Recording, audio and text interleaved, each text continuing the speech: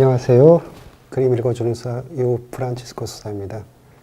오늘 다시 또 들려드릴 이야기는 성탄에 관한 이야기입니다. 이번에는 지난번은 그 아들과 아버지 이야기였는데 오늘도 아버지와 아들이 등장해요. 근데 하지만 또 중간에 또 다른 한 명이 등장하게 되는데 오늘 들려드릴 사람 이야기의 주인공들은 바로 이제 필리포 립비, 그리고 산드로 보티첼리, 그리고 필리피노 립비라는 사람입니다. 이름을 보시면 아시겠지만 필리포 립비하고 필리피노 립비가 있어요.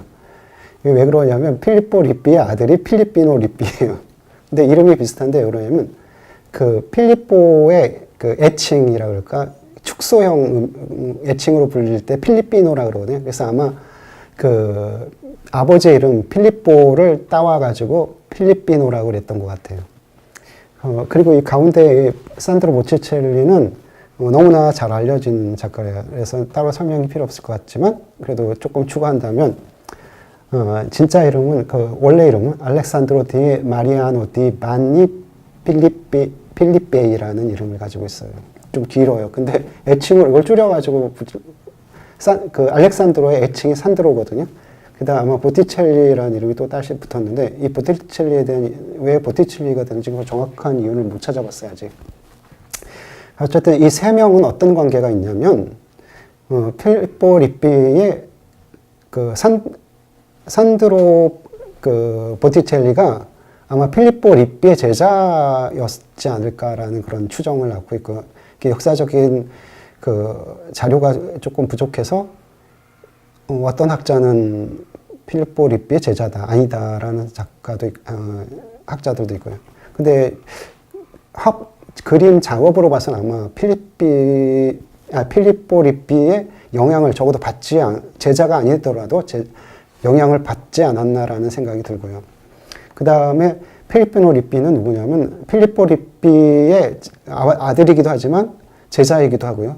또 이 산드로 보티첼리한테 그림을 배우기도 했어요. 그래서 그 아버지, 제자, 아들로 이어지는 그런 관계인데 또 그 제자의 제자가 됐죠, 아들이. 그래서 그런 관계에 있고요. 이야기를 시작하기 전에 좀 첫 번째 보면은 바로 이 사람이 그 필리포 립비라고 알려져 있고요. 근데 또 다른 이름으로 프라 필리포 립비라고도 불려요. 왜 그러냐면 이 사람은 수도자 출신이에요. 그래서 지금 보시면 이 양반이 이렇게 수도복 같은 걸 입고 있어요. 그래서 원래 이 양반은 도메니칸인가? 수도원에 7살 때 너무 가난해가지고 수도원에 이렇게 맡겨져가지고 수도원에서 자라면서 수도자로 커요. 그래서 근데 이 사람은 수도자가 되고 싶은 마음이 없었던 사람인데 수도원에 들어가서 살다 보니까 방황을 하게 되죠. 그래서 17살 때인가 수도원을 뛰쳐나갔다가 방황을 해봤는데 먹고 살 게 없는 거예요. 그래서 다시 수도원에 들어와서 살게 돼요. 그래가지고 수도원에서 살다가 이제 수도원에서 이 사람을 받아준 이유가 이 사람이 그림 재주가 있었어요. 어렸을 때부터. 그래서 이 사람의 재주가 필요했으니까 수도원에서 그냥 다시 받아줬고, 어떤 계기에 있었는지 이 사람이 어떤 그림을 그려주러 갔다가 수녀원에 그림을 그려주러 갔다가 그 수녀원에 있던 수녀를 만나게 돼요. 근데 그 수녀도 그 당시에 이제 성소라든가 정말 자발적으로 그 수녀원이나 수도원에 들어갔던 것이 아니고, 때로는 가난한 사람들은 먹고 살기 어려워서 아이들을 수도원에 맡기기도 하고, 또 부자들 중에는, 귀족들 중에는 자녀가 여럿 있으면 적어도 한두 명은 성직으로 나가거나 수도원에 들어가야 했어요. 그 당시에 거의 모든 귀족들이 다. 근데 그 수녀도 마찬가지였던 것 같아요. 본인의 의지로 수녀원에 들어온 것이 아니라 아마 귀족 가문의 한 자녀로서 아마 의무적으로 수녀원에 들어가야 했던 그런 상황이었는지 모르겠는데, 이 수녀랑 눈이 맞아가지고 둘이 도망가서 이제 결혼을 해서 살게 되는데, 그때 태어난 애가 바로 이제 필리피노 립비라는 아들이에요. 지금 이 두 사람 이제 부자지간이고, 그 사이에 이제 보티첼리가 있게 됩니다. 그래서 이 세 사람을 놓고 이제 이야기를 들려드리겠습니다. 여기 첫 번째 그 보실 그림이 이제 아버지 필리포 립비의 그림이에요. 이 제목은 그 성 빈첸조 페레라는 그 성인이 아기 예수님께 경배하는 경배하는 그림이라는 의미를 가지고 있고요.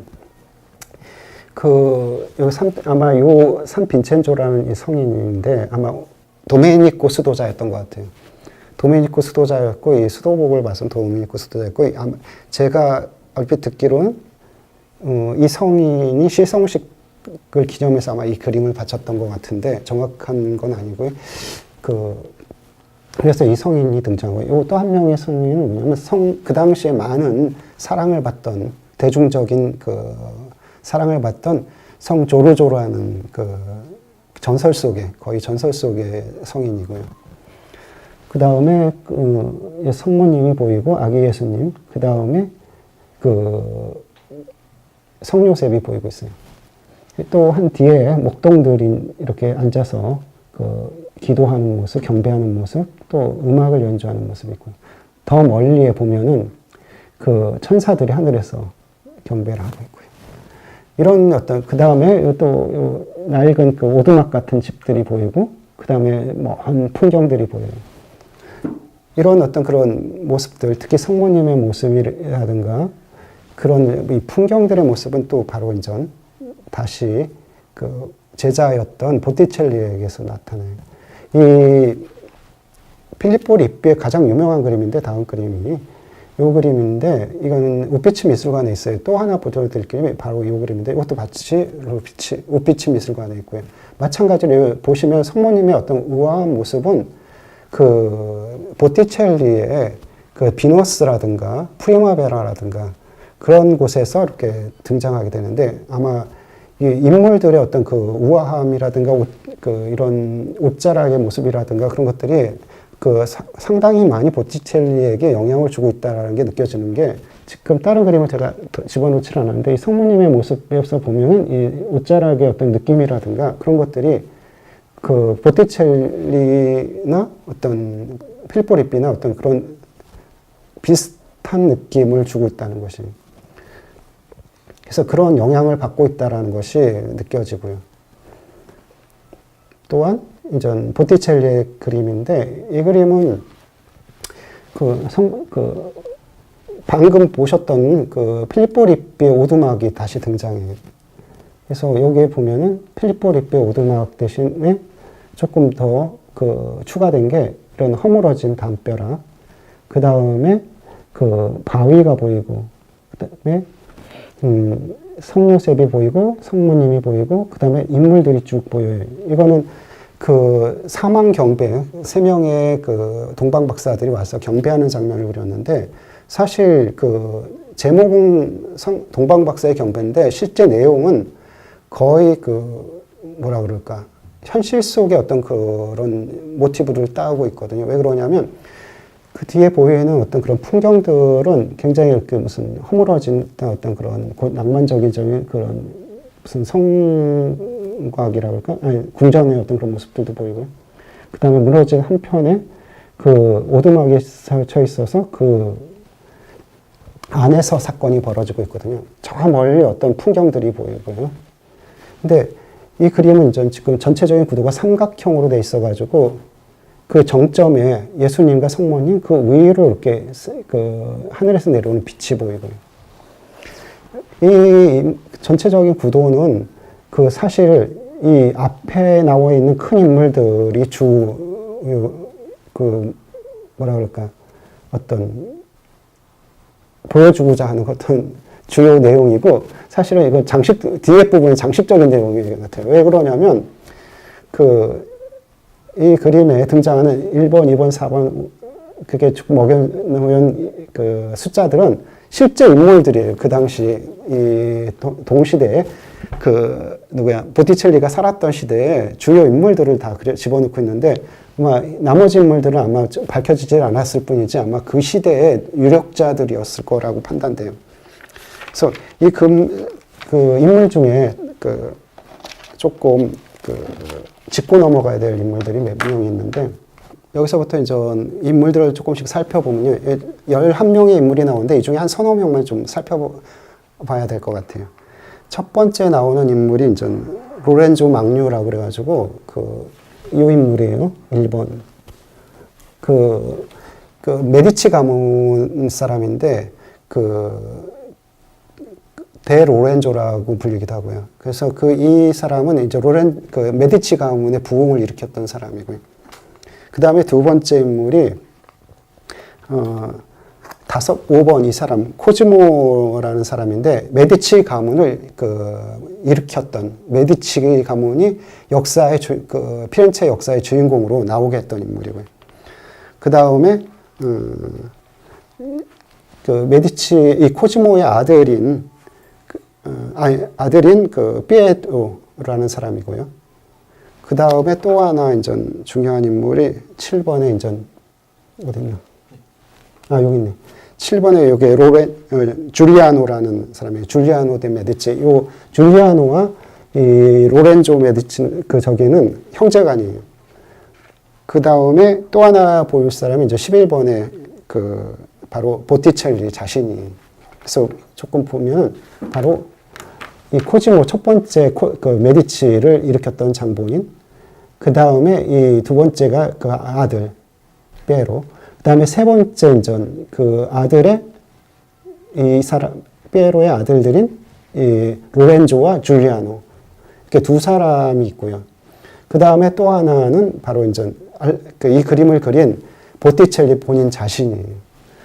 그 밖의 인물들도 그 당시에 쟁쟁한 가문들의 유력자들인데 아마 알려진 건 지금 이 등장인물 속에 11명만 알려져 있거든요. 아마 나머지 이렇게 얼굴을 특색으로 봐서 그 당시 실존했던 유력자들의 인물인 것 같아요. 초상들인 것 같아요. 그래서 이 앞에 정면에 보여지는 인물은 그 당시의 인물들, 그 당시에 유력한 가문의 정치적으로나 재계적으로나 권력을 가지고 있던 인물들의 모습이고요. 이 모습들 여기에 등장시킴으로 인해서 그들이 가지고 있었던 어떤 그런 존재감이 바로 하느님의 어머니신 예수님과 그 다음에 성모님의 어떤 보증을 받는 그런 사건으로 보여지게 만드는 거죠. 그러니까 약간 지금으로 말하면은 정치적인 어떤 쇼맨십이라고 그럴까요? 그래서 이 그림을 보는 사람이 그 당시 사람들은 이 사람이 누구라는 걸 알고 있었을 거고 분명히. 그래서 그 사람들이 이렇게 성모님과 어떤 그런 한 자리에 등장함으로 인해서 어떤 실제 사건은 아니지만 그만큼 그들과 하여금 그 권력의 당위성을 심어주는 그런 어떤 선전 효과랄까 그런 것이 있었을 것 같아요. 이 사람은 줄리아노라는 사람인데 누구냐면 바로 로렌조 데 메디치의 동생인 줄리아노예요. 근데 여기 7번에 나온 이 사람인데 굉장히 미남으로 그려져 있어요. 근데 이 메디치 가문은 그렇게 큰 미남이 없었어요, 사실은. 왜냐하면 굉장히 큰 매부리코를 가지고 있는 집안이었다고 그러더라고요. 그래서 보면은 이 그림에는 매부리코가 굉장히 딱 잘 나와 있어요. 이제 줄리아노의 그림이고 초상인데 이 초상 속에 옆에 나오는 이 그림은 뭐냐면 고등학교인가 중학교인가 미술 시간에 많이 등장하는 줄리앙상이라는 그림, 조각상, 하얀 조각상 많이 보셨을 겁니다. 근데 줄리앙상인데 정확히 말하면 줄리앙이 아니고 줄리앙은 불어식 발음이고요. 진짜 주인공은 로마 시대 사람도 아니고 바로 이태리 사람이에요. 이태리 1400년대 말쯤 살던 줄리아노라는 사람이 모델이거든요. 줄리아노는 방금 얘기했다시피 메디치 가문의 한 사람이었고 로렌조의 형제였어요. 근데 어떤 일이 있었냐면 이 메디치 가문이 정권을 잡고 피렌체를 제비하고 있을 때 정적이었던 빠찌 가문이라는 가문이 있었어요. 그 가문과 그 동조 세력들이 그 당시에 메디치 가문의 두 후손이었던 로렌조하고 줄리아노를 제거하기 위해서 성당에서 행사가 있을 때 주일미사 때인가? 미사가 끝나고 나서 그 사람들을 암살하기로 해요. 근데 둘 다 못 죽이고 동생인 줄리아노만 죽게 돼요. 그래서 실패하고 나서 로렌조는 그 정적이었던 빠찌 가문을 다 몰살해 버려요. 그러고 나서 반란이랄까 그걸 평정하게 되는데, 그때 죽은 줄리아노를 기념하기 위해서 로렌조가 미켈란젤로에게 부탁을 해서 무덤을 만들게 되는데, 그 무덤 위에 장식한 작품이 바로 이 작품이에요. 그래서 보통 줄리앙상으로 알려져 있는데 진짜 이름은 줄리아노. 그리고 바로 이런 로마 갑옷을 입고 있는데, 이 로마 갑옷을 입은 로마 시대 사람이 아니라 바로 피렌체 공화정 때 사람이라는, 피렌체 15세기 때 사람이라는 것이에요. 바로 이제 또 끝에 등장한다는 보티첼리 자신의 얼굴인데, 이게 보시는 것처럼 이게 또 다른 보티첼리의 자화상이에요. 근데 이 그림하고 이 그림은 조금 달라 보이는데, 가만 보면은 많은 특징들이 눈매라든가 눈썹, 입술, 콧등이라든가 그런 것들이 많이 닮아 있어요. 그래서 자기가 스스로 그린 보티첼리의 자기 자화상이에요, 둘 다. 그래서 또 하나 이제 보여드릴 그림은 필리포 리삐의 아들이 필리피노 리삐의 그림이거든요.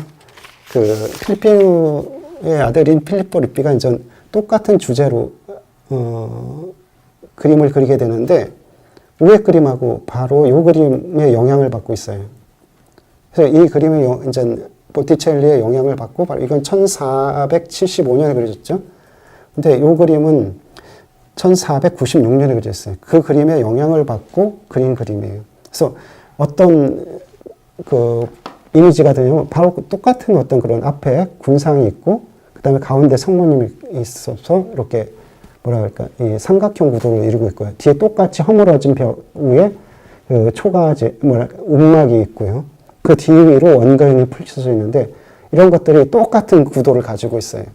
이 구도는 바로 어디서 나오냐면, 다시 보면, 여기 아버지, 필리포 리삐의 영향을 가지고 있다는 거예요. 이런 원경, 집, 그 다음에 그 앞에 삼각형 구도의 어떤 모습들. 이런 것들이 그대로 애용돼가지고 다시 아들에게까지 이어지고 있는데, 이 아들의 그림은 아버지 구체적인 영향보다는 보티첼리의 같은 제목의 그림과 거의 닮아 있다는 것이에요. 또 얼마나 또 많이 닮아 있냐면, 이 앞에 실제 등장하는 인물이 같은 인물들이 많아요. 이 앞에 보여줬던 여기에 나오는 이 인물, 그 다음에 두 명의 인물. 그러니까 코지모와 피에로, 그 다음에 두 아들 로렌조와 줄리아노. 똑같이 여기도 등장하고 있어요. 여기 보면은 이 양반이 코지모고 피에로고, 그 다음에 줄리아노, 이 사람인가 아마 로렌조인가로 알고 있어요.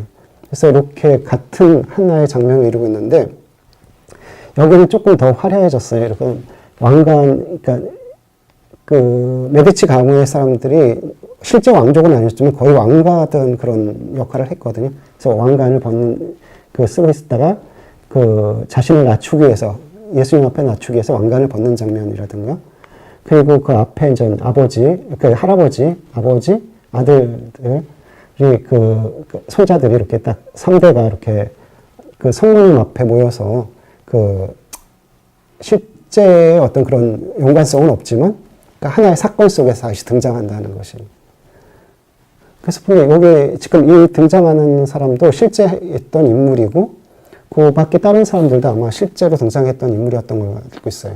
근데 정확하진 않은데, 요런 인물들은 실제 인물이고, 아마 그 밖의 인물들을 보면은 흑인도 보이고요. 그 다음에 아랍 사람도 보이고, 그리고 이렇게 터번 쓴 사람도 보이고요. 그래서 예수님이 어떤 만인 위에 어떤 구세주라는 것에 여기서 또 조금 더 발전된 표현을 보이고 있고요. 그래서 그런 그림들이 이제 또 어떻게 변하게 되냐면, 이런 어떤 시대를 통해서 이렇게 쭉 내려왔던 것들이 이제 다시 누구한테로 가냐면 그 보티첼리의 그림한테로 왔어요. 이제 보티첼리 1501년 작품인데 이 그림을 설명하기 위해서는 좀 보티첼리가 어떤 그런 미술사적인 흐름, 그러니까 자기 아버지한테, 아니 자기 필리포 리피한테 받았던 어떤 그런 영향들이라든가 그런 것들이 발전해서 어떤 좀 더 뭐라 그럴까 이상적인 어떤 그 미술적인 발전에 나갔는데 갑자기 이제 바뀌게 돼요. 그런 것들이 어떻게 바뀌게 되냐면 이 그림에서 이제 대표적으로 느낄 수 있는데, 이 그림을 이해하기 위해서는 한 인물을 또 영향을 봐야 되는데, 또 누구냐면, 지롤라모 사보나롤라라는 그 유명한 설교가예요. 그 1400년대 말, 그때쯤에 활동하던 사람인데, 이 사람은 그 신정 정치를 외치면서 어떤 부패된 그 당시의 교황청을 비난하기도 하고요. 그 다음에 사람들이 그 향락에 빠져 있던 것을 비난하면서 어떤 회개하라고 외치게 되는데, 그런 어떤 것을 통해서 뭐랄까, 메디치 가문이 쫓겨나고 그 혼란기를 통해서 이 사보나롤라가 한 4년, 5년 동안인가를 그 정권을 잡게 돼요. 그래가지고 이 사람에 의해서 신정정치가 펼쳐지게 되는데, 그러면서 어떤 그런 이상적으로 추구했던 로마에 대한 그런 향수 때문에 일어났던 그 많은 어떤 문화적인 어떤 영향들, 예를 들면 누드라든가 어떤 인체 묘사라든가 그리고 어떤 로마적인 어떤 그런 요소들, 그 인간 중심적인 어떤 그런 것들이 배척당하게 돼요. 그러면서 어떤 문화적인 뭐라 그럴까, 좀 반동이라 그럴까, 그런 것들이 일어나게 되는데, 그 영향을 받은 사람이 바로 이 보티첼리인 거예요. 이 보티첼리는 굉장히 어떤 로마 문화, 그러니까 보티첼리 가장 유명한 그림이 프리마베라라든가 아니면 비너스의 탄생, 그 두 개의 그림이 가장 유명한데, 그 그림 둘 다 로마 신화를 담고 있거든요. 근데 그런 것을 통해서 이제 보다 어떤 그런 조형 작가로서의 어떤 그런 새로운 어떤 지평을 열어가는데, 그런 것이 이제 갑자기 딱 끊어져 버리고, 이제 옛날로, 그 이전으로 다시 돌아가는 어떤 그런 회귀의 모습을 보여주는데, 구체적으로 이제 이 그림을 살펴보면은, 그림이 3단계로 되어 있어요. 우회, 상부, 중간, 하단. 근데 이 그림은 지금 성탄을 얘기하고, 누구든지 보면 성탄에 대한 이야기인 줄 알지만, 성탄에 대한 이야기가 아니에요, 사실은. 뭐냐면, 성탄은 성탄인데, 그냥 어떤 첫 번째 있었던 성탄을 얘기하는 것이 아니라, 예수님의 재림을 이야기하고 있어요. 그래서 어떤 이야기냐면, 첫 번째 천사들이 손을 잡고 원을 돌면서 이렇게 하늘에 떠 있는데, 그 천사들 머리 위로 하늘이 열려 있어요. 그래가지고 잘 보시면 이 파란 부분이 하늘이거든요. 근데 하늘이 노랗게 열려 있고 동그랗게, 그 천사들이 가지고 있는 이 빨막가지, 가지가 이 하늘 바깥으로 있는 게 아니라 이 안쪽으로 들어가 있거든요. 그럼 뭐냐면 이 공간이 열려 있다는 의미거든요. 그래가지고 이 넓은 공간 안에서 열린 하늘, 영광스러운 하늘의 영광이 통해서 이 천사들이 그 위에서 춤을 추고 있다는 거거든요. 그리고 또 하나 나타나는 이 중간대 부분과 요 끝에 부분인데, 여기에 나타난 오두막이 있고, 그 바위에 이제 둥글 같은 것이 보이고요. 그 다음에 성모님, 아기 예수, 그 다음에 성 요셉이 보여요. 근데 여기 예수님이 태어났는데, 그 성모님의 후광, 이 부분이 지금 확대된 사진을 못 구했지만 자세히 보면 십자가를 나타내고 있거든요. 근데 왜 예수님은 이제 태어났는데 왜 십자성호를 성모님이 십자가의 어떤 후광을 가지고 있냐. 그거는 이제 단지 이 예수가 방금 태어난 첫 번째 탄생 이야기가 아니라는 것이, 바로 십자가가 벌써 죽음이 지난 다음 두 번째에 예수님의 오시는 이야기를 하고 있다는 것이 이제 구체적으로 어디서 드러나냐면 이 밑에서 드러나기 시작해요. 여기 세 천사들이 보이는데, 세 천사들이 각각 다른 사람들을 잡고 있어요. 보면 각기 신분이 다르고 또 다른 어떤 그런 사람들인 것 같아요. 특히 요 머리에 월계관을 쓰고 있고요.